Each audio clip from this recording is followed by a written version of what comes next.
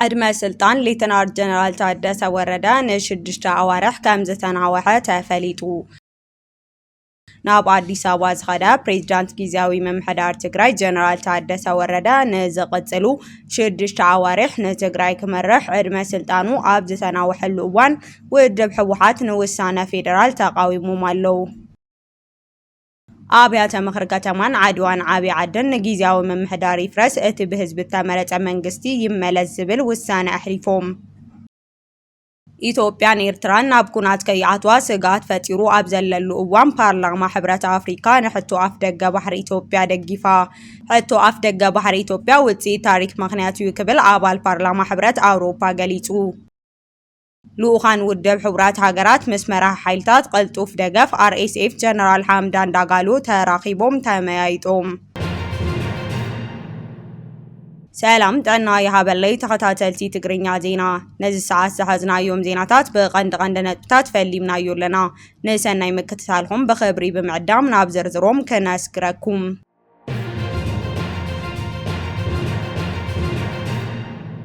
عدم سلطان ليتنار جنرال تادس وردا نشدش عوارح كم زتناوحة تفليتو نقوداي غربت زلوو منطقات كم زحبرو ناي بريزيدانت غيزاو ممحدار تግራይ ليتنار جنرال تادس وردا ناي سلطان غيزيوم قادب نكقصلو شدش عوارح كناوح ابتلوم زتقايد زتوسانه تمحلاليفو ليتنار جنرال تادس وردا ناي سراحه فጻጽሞም ደካማ በመሆኑ በብዙሓት ዝወቀሱ እኳ ተኾኑ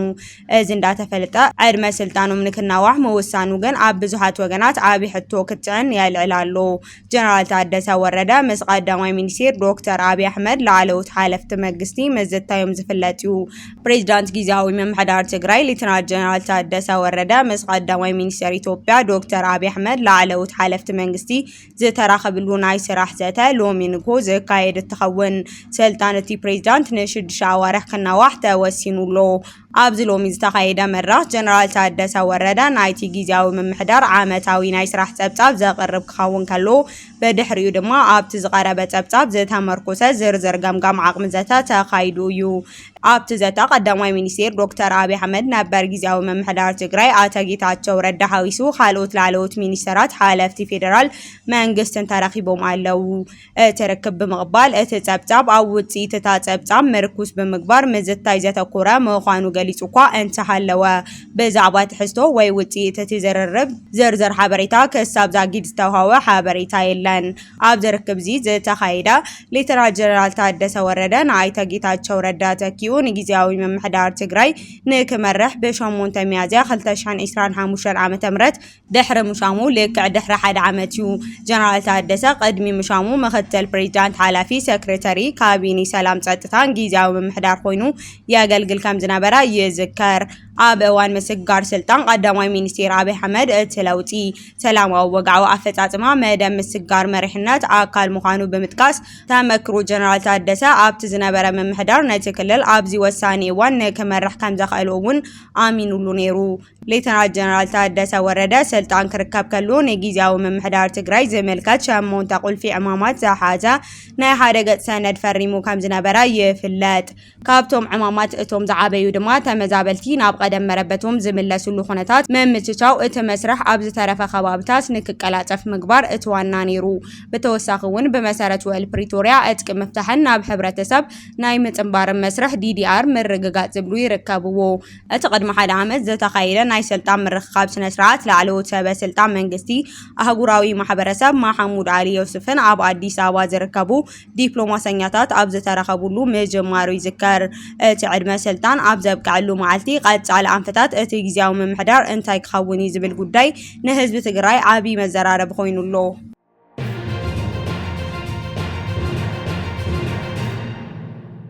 ኣብያተ ምክሪ ከተማታት ዓድዋንን ዓብይ ዓድን ጊዜያዊ መምሕዳር ይፈርስ እቲ ብህዝቢ ዝተመረፀ መንግስቲ ይመለስ ዝብል ውሳነ ኣሕሊፎም። ናብ ኣዲስ ኣበባ ዝኸደ ፕሬዝዳንት ጊዜያዊ መምሕዳር ትግራይ ጀነራል ታደሰ ወረደ ንዝቕጽሉ 6 ኣዋርሕ ንትግራይ ክመርሕ ዕድመ ስልጣኑ ኣብ ዝተናወሐሉ እዋን ውድብ ሕወሓት ንውሳነ ፌደራል ተቃዊሞም ኣለው። ኣብ ትግራይ ተፈጢሩ ዘሎ ፖለቲካዊ ምስትሃብ ድማ ናብ ሓድሽ ምዕራፍ ተሰጋጊሩ ሎሚ መዓልቲ ዕለት 29 መጋቢት 2018 ዓመተ ምህረት ኣብ ቤት ምክሪ ከተማታት ዓድዋን ዓብይ ዓድን ብዝተኻየደ ህጹጽ ጉባኤታት ውዕሊ ፕሪቶሪያ ብመንግስቲ ኢትዮጵያ ፈሪሱ እዩ በመባል ጊዜያዊ ምምሕዳር ተሰሪዙ እቲ ቅድሚ ኩናት ብ2.7 ቢልዮን ህዝቢ ዝተመረጸ መንግስቲ ትግራይ ናብ ንቡር ስርሑ ክምለስ ብሙሉእ ድምጽ ወሲኖም ቤት ምክሪ ከተማ ዓድዋ ኣብ ዘካየዶ ህጹጽ ጉባኤ መንግስቲ ኢትዮጵያ ንውዕል ፕሪቶሪያ ሙሉእ ንሙሉእ ጥሒስዎ እዩ ዝብል ገምጋም ኣቕሪቡ አባላት ቤት ምክርን ሓፋሽ ማሕበራትን ኣብ ዝተሳተፉሉ ሰፊሕ ዘተ ምንቲ ሰላም ተባሂሉ ስልጣን ገዲፉ ጸኒሑ ዝነበረ ብ2.7 ቢልዮን ህዝቢ ዝተመረጸ ቤት ምክሪ ክልል መንግስቲ ትግራይ ናብ ንቡር ቦትኡ ይመለስ ዝብል ውሳነ ኣጽዲቖም ኣለው። እቲ ቤት ምክሪ ኣብ መግለጺኡ ካብ ሕዚ እንድሓር ትግራይ ብጊዜያዊ ምምሕዳር ምምራሕ ጽንጠት ህዝቢ ትግራይ ምንዋሕ ስለዝኾነ እቲ ውሳነ ብቕልጡፍ ተግባር ክኸውን ጻውዒት ኣቕሪቡ። በተመሳሳሊ ቤት ምክሪ ከተማ ዓብይ ዓዲ ካልኣይ ዘመን መበል ሻምናይ ህጹጽ ጉባኤ አካይዱሎ እቲ ቤት ምክሪ ህዝቢ ትግራይ ጋጢምዎ ዘሎ ናይ ህልውና ሓደጋ ብምቕባል መሰል ዓርሰ ውሳነ ንምርጋጽ ብምባል ህዝቢ ትግራይ ብዲሞክራሲያዊ መንገዲ ዘመረጾ መንግስቲ ናብ ቦትኡ ይመለስ ክብል ወሲኖም ኣለው። በጊዜያዊ ምምሕዳር እንዳተመሓዳደረ ኣይቀጽልን ብምባል ድማ እቲ ብ2012 ዓመተ ምህረት ዝተመረጸ መንግስቲ ሓላፍነቱ ይረከብ ኢሎም ኣለው። አባላት ቤት ምክሪ ዓብይ ዓዲ ኣብ ኣፈጻጽማት ውሳነ ክፍጠሩን ዝኽእሉ ጸጥታዊን ፖለቲካውን ስጋታት ዝርዝር ድሕሪ ምዝታይ ነቲ ውሳነ ብሙሉእ ድምጺ ኣጽዲቖምዎ ኣለው። እቲ ካብ ወረዳታት ከተማ ዝብገስ ዘሎ ምንቅስቓስ ምፍራስ ጊዜያዊ ምምሕዳር ምስ ተኣመንጎ መራሕቲ ሕወሓት ጊዜያዊ ምምሕዳር ተፈጢሩ ዘሎ ምስሓብ ብቐጥታ ዝተኣሳሰረ እዩ። ሌተናል ጀነራል ታደሰ ወረደ ዕድመ ስልጣኖም ነተወሳኺ 6 ኣዋርሕ ከም ዘተናውሐሎም ኣብ ዝንገረሉ ዘሎ እዋን እዚ ካብ ዓድዋ ዓብይ ዓድን ዝወፀ ውሳነ ነቲ ፖለቲካዊ ኩነታት ዝያዳ ዘተሓላልኹን ንመጻኢ ዕድል ውዕል ፕሪቶሪያ ኣብ ሕቶ ምልክት ዘእቱ እዩ። ኣብያተ ምክሪ ካልኦት ከተማታት ትግራይ እውን ተመሳሳሊ ውሳነታት ከሕልፋ ይኽእላ እየን ዝብል ግምት ኣሎ።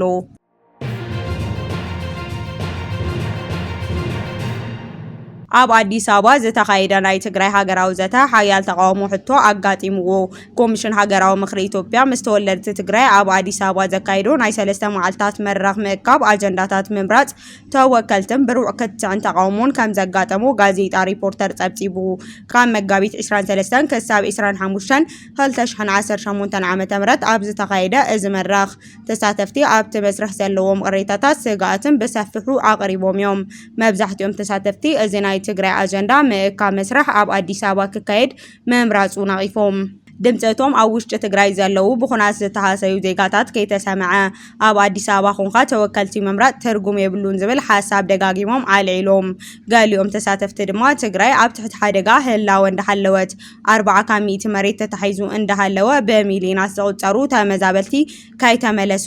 እቲ ዘተ እዚ ሪፖርተር መመላእታት ጥራይ እዩ ብምባል ውጽኢታቱን ኣብ ሕቶ ኣትዮም።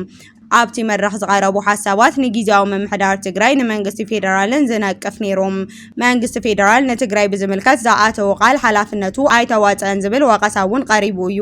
ፕሬዚዳንት ውድብ ስምረት ኣይተ ጌታቸው ረዳ ኣብቲ መድረኽ ተረኺቦም እቶም መድረኽ ንክዳለዉ ዝደልዩ ኣካላት ውክልንኦም ካብ መን እዩ ብትግራይ ክውከሉ ኣይኽእሉን ዝብል ሕቶ ኣልዒሎም። ይኹን እምበር ዝኾነ ሰብ ብዛዕባ ትግራይ አጀንዳ ናይ ምትሕልላፍ መሰል ከም ዘለዎ ኣገንዚቦም። ቀንዲ ኮሚሽነር ፕሮፌሰር መስፍን ኣርኣያ ዘቕረብዎ ሕቶ ኣብ ዝሃብዎ ምላሽ ኣብ ተቐዳማይ ዙር ዘይተሳተፉ ክፋላት ሕብረተሰብ ንምስትታፍ ጻዕሪ ክቕጽል ምዃኑ ገሊጾም ኣዲስ አበባ ናይ ኩለን ሃገር እያ ብምባል ካብ ትግራይ ዝመጹ ተሳተፍቲ ኣብ ኣገዳሲ ሃገራዊ ጉዳይ መዝታዮም ሽፍትነት እዩ ተባሂሉ ክውሰድ ከም ዘይብሉ ተዛሪቦም ኮሚሽን ሃገራዊ ምክክር ናይ ዝኾኑ ፓርቲ ውክልና ከም ዘይብላ ገለልተኛ ምዃና ኣረጋጊጾም ምክትል ፕሬዚዳንት እቲ ኮሚሽን ወይዘሮ ሂሪት ገብረስላሴ ብወገና ተመሳሳሊ መድረኽ ኣብ ውሽጢ ትግራይ ክካየድ ከም ዝግባእ እቲ ኮሚሽን እውን ከም ዝኣምነሉ ገሊጸን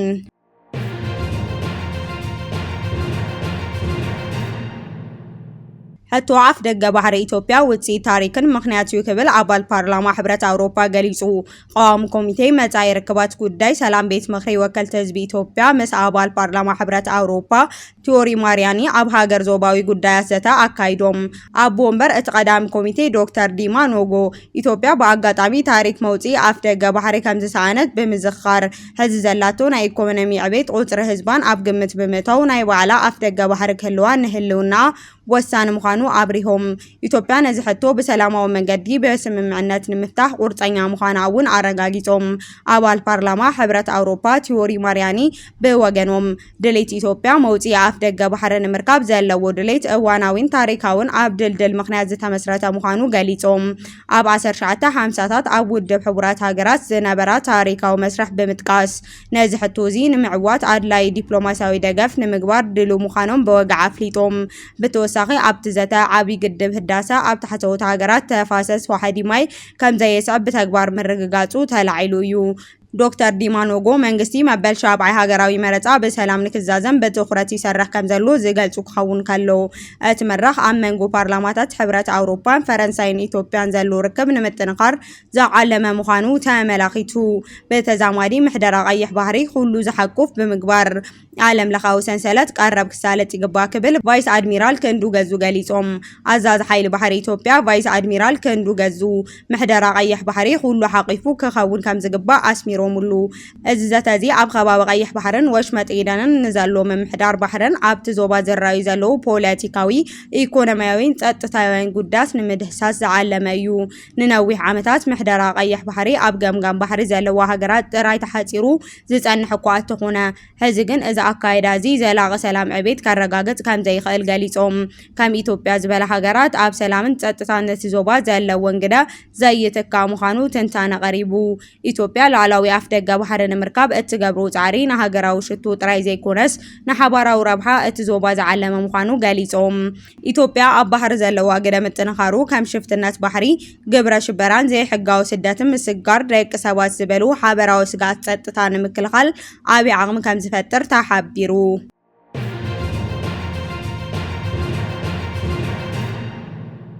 አምባሳደር ቁንጂ ስነ ጊዮርጊስ ካብ ዓለም ብሞት ተፈለይን ውሪይቲ ዲፕሎማሰኛ አምባሳደር ቁንጂ ስነ ጊዮርጊስ ብሕክምና እንዳተሓገዛ ጸኒሐን ካብዚ ዓለም ብሞት ተፈለይን አምባሳደር ቁንጂ ናብ ሚኒስቴር ጉዳይ ወጻኢ ኣብ 1950ታት ብለጋ ዕድሜን ተሓዊሰን ካብ ዴስክ ኦፊሰር ክሳብ ላዕለዎት ኣመራርሓነት ኣገልጊለን አምባሳደር ቁንጂ ካብ ዮዲት እምሩ ብምቕጻል ኣብ ኢትዮጵያ ካልኦት ጓል ኣንስተይቲ ኣምባሳደር እየን እተን ኣምባሳደር ኣብ ኣቶዋ ካይሮ ቴል አቪቭ ቪናን ኣብ ዝርከቡ ሚስዮናት ኢትዮጵያ ባልቲ ሙሉእ ስልጣን አምባሳደር ኣብ ሕብረት አፍሪካን ኢኮኖሚክ ኮሚሽን አፍሪካ ሕብራት መንግስታት ቋሚ መልእኽተኛ ብምዃን መስርሐን ሚኒስቴር ጉዳይ ወጻኢ ገሊጹ ካብ ሰነ 2009 ክሳብ መስከረም 2011 ዓመተ ምህረት ኢጋድ ኣብ ዝመርሖ ስምምዕነት ሰላም ደቡብ አፍሪካ ፍሉይ ኣማኻሪት እውን ነይረን ቀዳማይ ሚኒስቴር አብይ አሕመድ ድማ ብሕልፍቲ አምባሳደር ቁንጂ ስነ ጊዮርጊስ ዝተሰምዖ ሓዘን ገሊጹ ንልዕሊ ፍርቂ ክፍለ ዘመን ኢትዮጵያ ኣብ ዓውዲ ዲፕሎማሲ ዘገልግል አምባሳደር ቁንጂ ስነ ጊዮርጊስ ብምዕራፈን ዝተሰምዐን ሓዘን ክገልጽ ይደሊ ብምባል ጠቂሱ አምባሳደር ቁንጂት ካብ ቁልዕነተን ክሳብ ዕቤት ንኢትዮጵያ ዲፕሎማሰኛ ኮይነን ብምግልጋል ካብ አምባሳደር ዮዲት እምሩ ብምቕጻል ካልኦት ጓል ኣንስተይቲ ናይ ኢትዮጵያ አምባሳደር እየን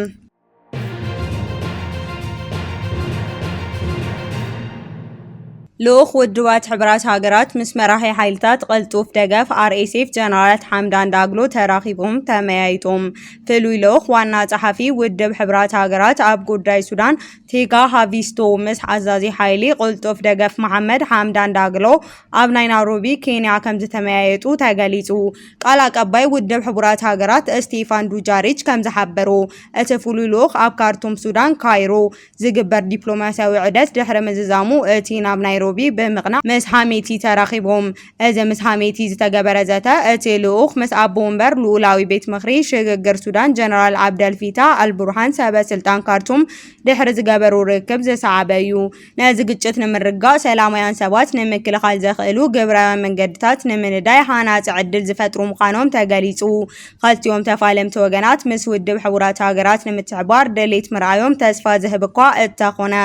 እቲ ዘለዎ ቅዋም ግን ስቃይ ህዝቢ السودان نمقرات بقلطف ناو جبراوي تكبار كغير كم زقبو حبرات هاجرات التحساسيبو مبزحتهم جلتات راديت كابارت السودان انتهى لوقع التحباباري تباو قدات ودب حبرات هاجرات دينيس براون مس وحدات عبالات جلا ناب كارتوم كم زتملست تفليتو ازي دموال على حدانات ب6 مليون سوداناوያን ናብ ትብሰንኪ ዘይተፈንጀረ ቦምብታት ዝዓነወ መሰረት ልምዓት ስጋት ዘንጸላልወ ካርቱም እንትምለሱ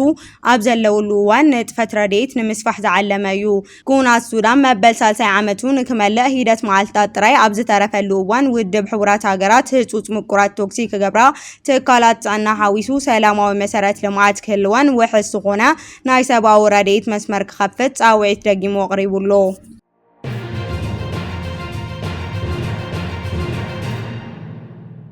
ودب حبرات هاجرات أو وسانة متعب هرمز دمت كهبي وبايت وتأتت حبرات هاجرات أو قديمو غربة أما أنت سجات متى قاموا بمجمجم أم متعب هرمز نزكايد نقداوي مكسقاس مراخب دمحلا وزع علمت زت محيشة وسانة دمتي لو مسولوس شعات تميازي أخل تشحن شدشن كبتثبيت كم زجبر أهجوراوي ما أخل زينا ريترز حبيرو أتحدش أمام نت تشاينا أم متعبو بحيل سجمتي زي خناس أم منجو هاجرات مكل خلاوي موهاد بمفتار كفتات كم زلوا بمجلات زي تمسرته تقاوموا سعبو زي تمحيش خوينو وحس جوزان من رجات نقداوي مراخب بعجباك انكساقسا زي توعيو از سقوم تزيز وسجلوا عبتو بوتا منجو أمريكان إسرائيل إيران زتو على جت عبت عقداسي مسمر نداري نمنكسقاس مراخب يزرجن عالماوي واقع نداري كوسخ بمقبار كلولاوي سعب بمهلاون نتعقاتي مزلوا بدهوتات نمفتح مخانو يقلات دبلوماسيات اتز تمحيش وسانة كغتسل وعل تثبيت كم زجبرلو يجلسوا أنت هنا تنحموش قومتي عبالات بايتو تتطا مالت بريطانيا تشاينا فرنسا روسيا أمريكا ذهبوا دمتي نكتصدقن زي تصدقن وسان مخانو يحبر إيران تجت بزلاق الناس داو كبل كم تدلي جالس على مينستير قداي وتاي تشاينا وانجيون حجرات كونتات ما خلاي مبرع نمهدا تعرتات كتجبر دلوت مخانا الرجاليت ولو بريزيدنت أمريكا دونالد ترامب دما إيران أبسم معنات أنت زي بتحاسي وزمت جورات حدا جنيا كون كم زغيل عتنكيقو